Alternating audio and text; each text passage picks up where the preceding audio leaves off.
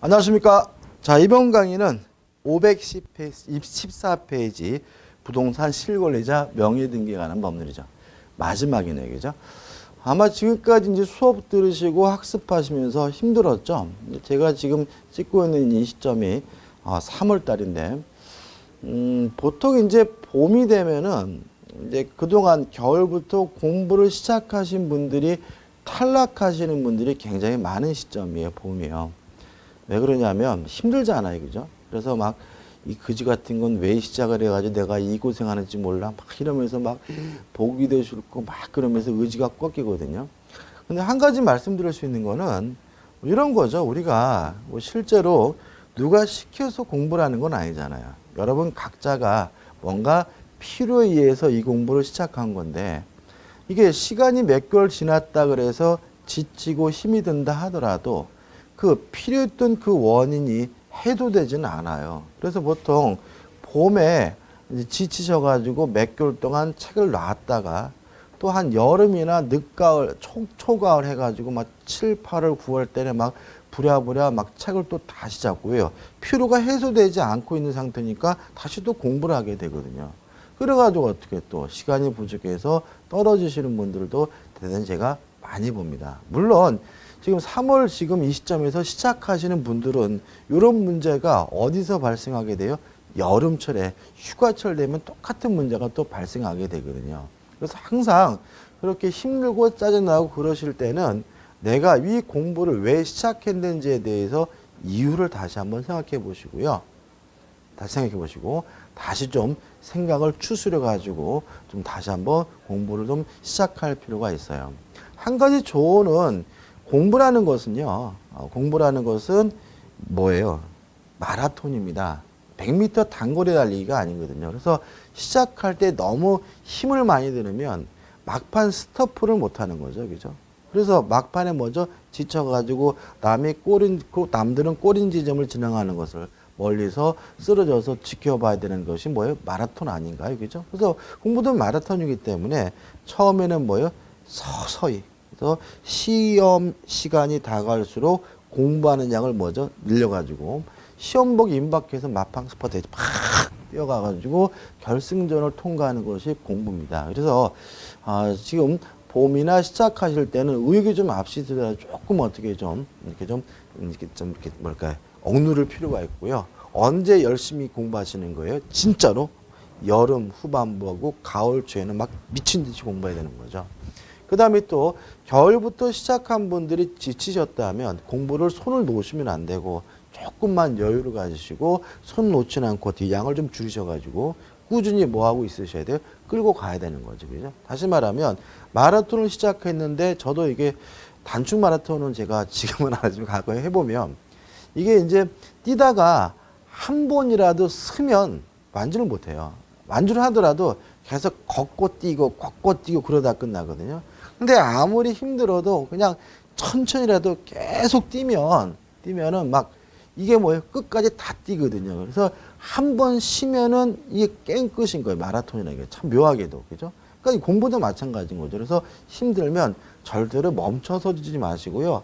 조금씩이라도 어떻게 해요? 계속 하시면서 유지하시다가 막판에 먼저 스퍼트를 내셔가지고 합격을 하셔야 됩니다. 그죠? 무슨 말 아시겠죠? 그죠? 아무튼 여기까지 오시는 진짜 고생 많았고요. 그리고 또 이 강의는 기본적으로 몇 번 반복해야 돼요? 3번. 그래서 강의 듣는 것도 3번 하시고, 또 개인적으로 여러분들이 책을 혼자서 보는 것도 뭐죠? 3번 이상 반복을 해야 가치가 있다는 거 마지막으로 말씀드릴게요. 자, 부동산 실권리자 명의등기에 관한 법률은 보시다시피 몇 페이지 안 돼요. 그죠? 한 3페이지? 간단하게 되어 있는데, 근데 이게 최근에 지금 2년 연속해서 2문제가 출제되고 있습니다. 왜 이걸 2문제를 내냐면은, 교재 보시면 515페이지부터 이렇게 명의신탁의 종류가 나와요. 이 명의신탁의 종류에 따라서 뭘 구성할 수 있냐면 사례를 구성할 수 있고요. 사례를 구성한다면 4, 5문제는 기본적으로 만들어낼 수가 있거든요. 그리고 또 사례 문제이기 때문에 수험생들이 까다롭게 느끼기 때문에 또 잘 틀리는 부분이기도 해요. 그래서 이 부분도 일단 어떻게 정리하시는 거죠? 먼저 기본적인 내용을 숙지하시고 나서 개별적인 명의신탁의 종류는 뭐 가지고요? 사례 가지고 확실하게 여러분들이 내 것으로 만들면 됩니다. 취지 나와 있고 적용 범위가 나와 있는데 뭐 실제로 명의신탁 죄송합니다. 부동산 실명법의 내용은 아주 내용이 간단합니다. 기본적으로 부동산 실명법은 명의신탁을 금지하고 있어요. 명의신탁을 하지 말라고 뭐 하고 있는 거죠? 금지하고 있는 거죠. 금지하고 있기 때문에 만약에 당사자들이 명의신탁 약정을 하면 그 약정은 뭐인 거예요?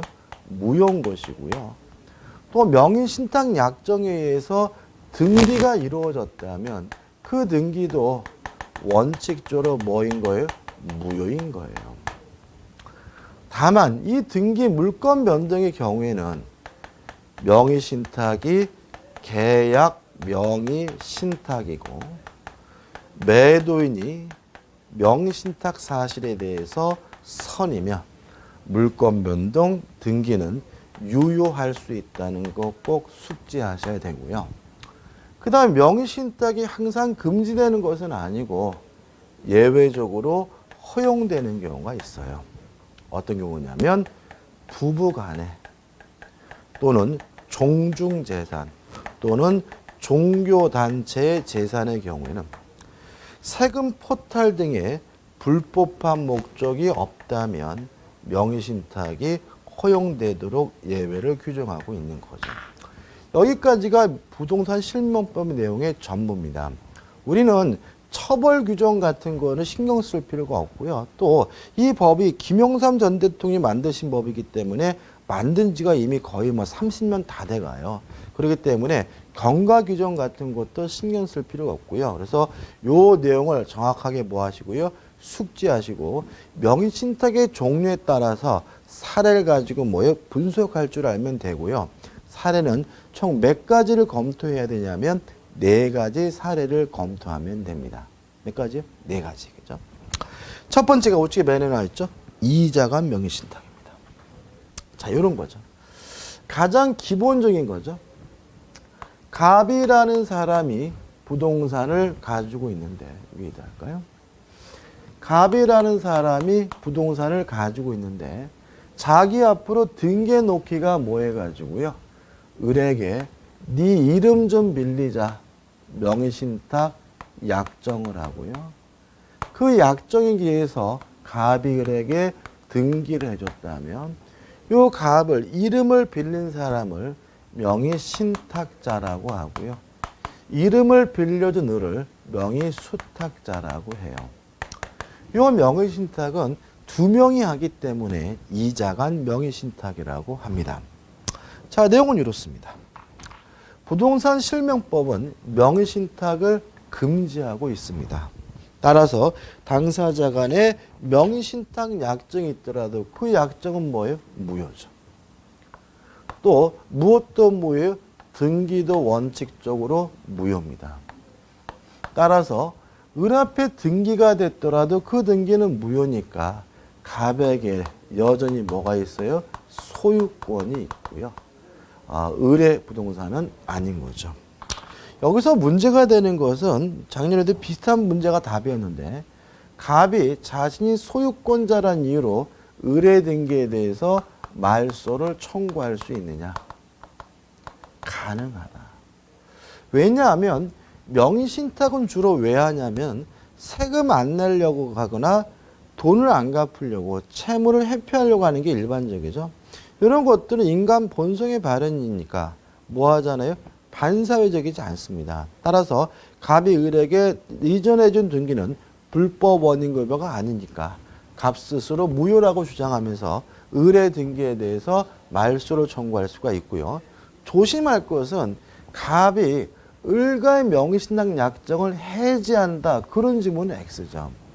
왜요? 해지라는 것은 유효한 계속적 계약을 장래에 향하여 실효시키는 게 해지잖아요. 근데 갑과 을 간의 명의신탁 약정은 이미 뭐인 상태예요? 무효인 상태니까 뭐 할 수 없어요? 해지할 수 없다는 거 주의하시기 바라고요. 그 다음 을이 자기 앞에 등기된 것을 기하로 병한테 팔아먹고 병한테 이전 등기를 해주면 요 병은 제3자는 선이든 악이든 묻지 않고 뭘 취득해줘? 소유권을 취득합니다. 다만 아는 것을 넘어가지고 적극 가담하게 되면 이제 을과 병 간의 매매 계약은 반사회적 법률에서 무효이기 때문에 이때 병은 소유권을 취득할 수는 없다는 것까지 꼭 기억해 두시기 바랍니다. 끝입니다. 그죠? 그 다음 두 번째가 삼자간 명의신탁 또는 중간 생략헌 명의신탁이라고도 합니다. 이런 겁니다. 갑이라는 사람이 병이 소유하고 있는 요 A 토지에 대해서 매매 계약을 했어요. 그러면 요 갑이 누구겠어요? 매도인이겠죠. 근데 갑이 자기 앞으로 등기해 놓기가 껄끄러워서 을과 만나서 네 이름 좀 빌리자 명의신탁 약정을 하고요.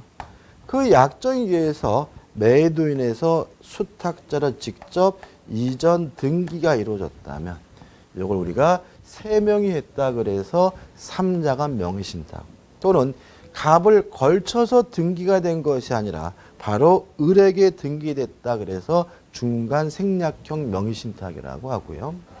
내용은 갑과 을 간의 명의신탁 약정 무효입니다. 그렇죠?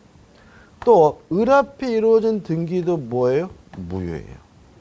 따라서 매도인인 병에게 뭐가 있는 상태예요? 소유권이 있는 상태고요. 따라서 병 매도인은 자신이 소유권자란 이유로 을의 등기에 대해서 뭐 할 수 있어요? 말소를 청구할 수가 있습니다. 그죠? 왜요? 을의 등기는 무효고 아직도 매도인에게 뭐가 있어요? 소유권이 있는 거죠. 자, 문제는 요 갑이 을에게 이전 등기해달라고 요구할 수 있느냐? 직접 할 수는 없는 거예요. 왜요? 갑과 을 간의 관계가 뭐예요? 무효니까요. 다만 여기서 가장 핵심적인 것은 뭐냐면 요 갑과 병 간의 매매 계약은 유효하다는 거죠. 따라서 갑은 병에게 이전 등기해달라고 요구할 수 있는 뭐는 있는 상태요? 채권은 있는 상태니까 갑은 자신의 채권을 이유로 병의 소유권을 대위 행사하는 것은 가능하다라는 거 꼭 기억해 두셔야 돼요. 그럼 이렇게 되는 거죠. 갑은 직접 자신에게 이전 등기해달라거나 을의 등기를 말소해달라고 청구할 수는 없고 을을 대의해서 을의 등기를 말소시킨 후 이전 등기 받으면 그때는 뭘 취득할 수 있어요? 소유권을 취득할 수가 있다 이렇게 되고 이게 뭐가 되는 거죠? 삼자간 명의신탁, 중간 생략형 명의신탁이 되는 거죠. 끝입니다. 그 다음에 이제 계약 명의신탁이죠. 자, 이런 문제입니다. 갑이 병이 소유하고 있는 A 토지를 사고 싶은데 직접 나서기가 뭐해서 을과 만나서 네가 내 대신 병의 땅을 사라. 위임을 하고 보통 위임하면서 대금 주겠죠. 그리고 네 이름 좀 빌리자. 명의신탁 약정까지 한 거죠. 그래서 을 명의수탁자가 병을 직접 만나서 다시 말하면 매도인 병을 직접 만나서 매매 계약도 하고 이전 등기까지 받았다면 명의수탁자가 뭐까지 직접 하고 있죠? 계약까지 직접 하고 있기 때문에 이걸 우리가 뭐죠? 계약 명의신탁이라고 합니다. 일단은 갑과 을 간의 명의신탁 약정 무효라는 점 똑같고요. 을의 등기도 원칙적으로 무효인 거예요. 다만 이 등기가 유효할 수가 있어요. 요거죠. 계약 명의신탁이고 매도인이 선이라면 등기는 무효가 아니라 뭐예요? 유효하죠.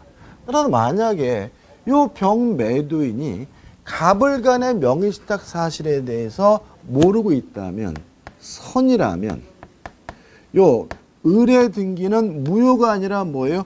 유효하기 때문에 명의수탁자의 인을은 확정적으로 뭘 취득하게 되냐면 소유권을 취득하게 되는 거죠. 이해되시죠? 그죠?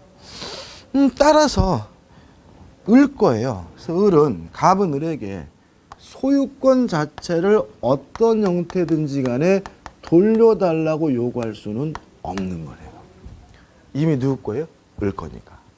다만 갑이 을에게 위임을 하면서 매매 대금을 지급했다면 그 매매 대금에 대해서는 부당이득으로서 반환해 달라고 요구할 수가 있는 거죠.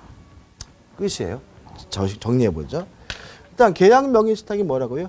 명의수탁자가 직접 매도인과 계약도 하고 등기도 한 경우가 뭐예요? 계약 명의신탁이고, 명의신탁 약정도 무효고 등기도 무효인 것이 원칙이지만 매도인이 선이라면 등기는 무효가 아니라 유효하기 때문에 매도인이 선이라면 명의수탁자는 뭘 취득해요? 소유권을 취득하게 되는 거죠. 따라서 갑은 을에게 소유권 자체를 돌려달라고 요구할 수는 없어요. 가끔 판례 보면 소유권 자체를 돌려달라고 할 수 있는 거 아니에요? 이런 판례도 나와 있는데 그거는 뭐냐면 부동산 실명법이 시행되기 전에 판례들이에요. 그래서 과거 판례니까 신경 쓰지 마시고 이미 30년 가까이 됐다 그랬죠. 그죠? 따라서 현재 판례는 부동산 실명법에 따른다면 을이 확정적으로 소유권을 취득하기 때문에 소유권 자체는 돌려받을 수가 없는 거예요. 다만 위임을 하면서 매매 대금을 줬다면 그 대금에 대해서만 부당이득 반환해달라고 청구할 수 있다는 거 꼭 기억해 두시기 바랍니다. 끝이죠.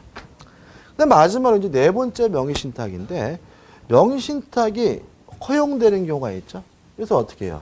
유효한 명의신탁도 마지막으로 정리를 해야 돼요. 다시 마시면 부부나 종중재산이나 종교단체의 경우에는 세금 포탈과 같은 불법한 목적이 없다면 명의신탁이 뭐가 돼요? 허용이 되는 거잖아요. 그럼 이런 거겠죠.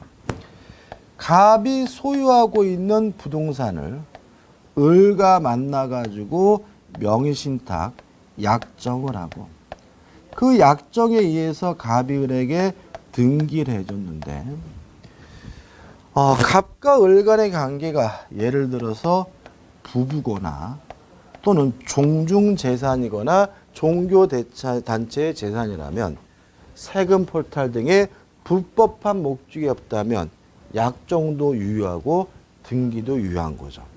그럼 여기서 문제가 생깁니다. 명의신탁 약정도 유효하고요.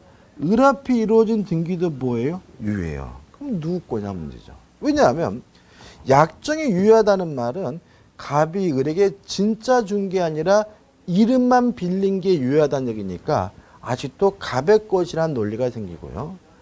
등기가 유효하다는 말은 갑의 술로 소유권이 넘어간 것이 뭐예요? 유효하다는 얘기니까 을에게 소유권이 있다는 얘기가 되겠죠. 그래서 요 유효한 명의신탁의 경우에는 누가 소유자인지가 대단히 애매하기 때문에 우리 판례는 대내적 관계와 대외적 관계를 나누고 있습니다.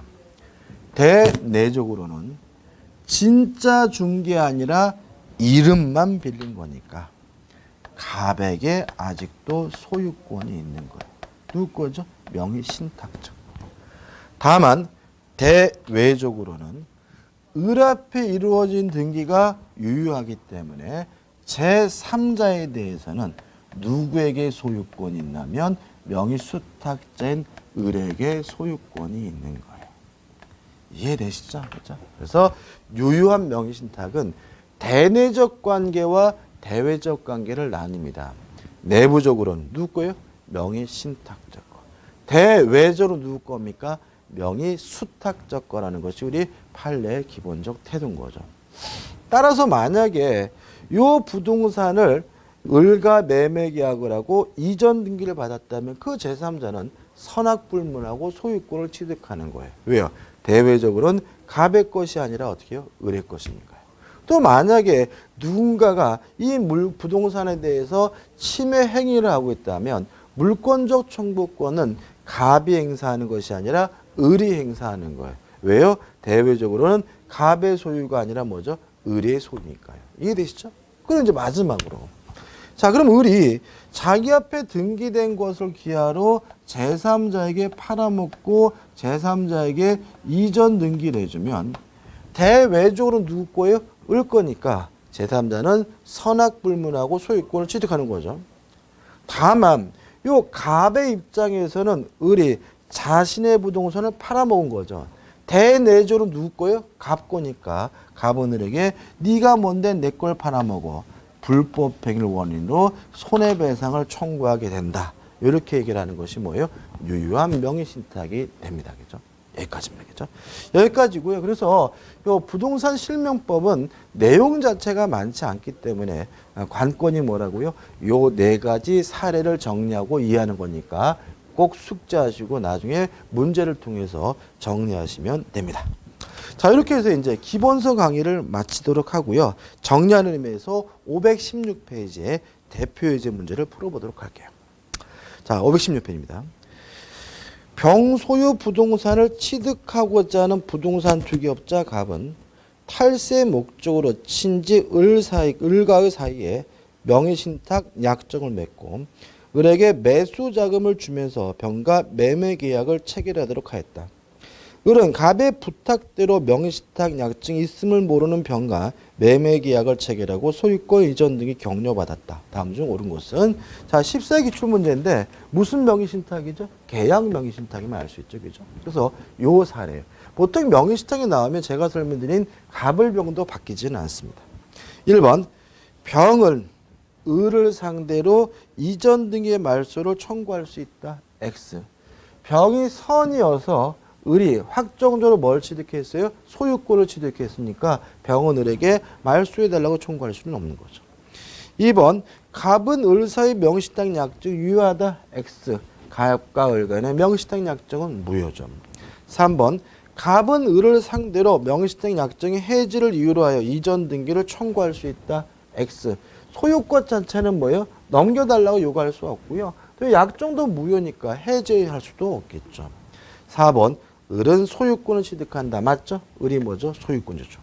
5번 만약 을이 정에게 매도하고 이전 등기를 해주었는데 정의 갑과 을 사이의 명의신탁 약정을 알았다면 정은 소유권을 취득하지 못한다. X죠. 이미 을이 뭘 취득했어요? 소유권을 취득했으니까 정은 당연히 선악불문하고 뭘 취득하겠습니까? 소유권을 취득하겠죠. 자, 여기까지입니다. 감사합니다.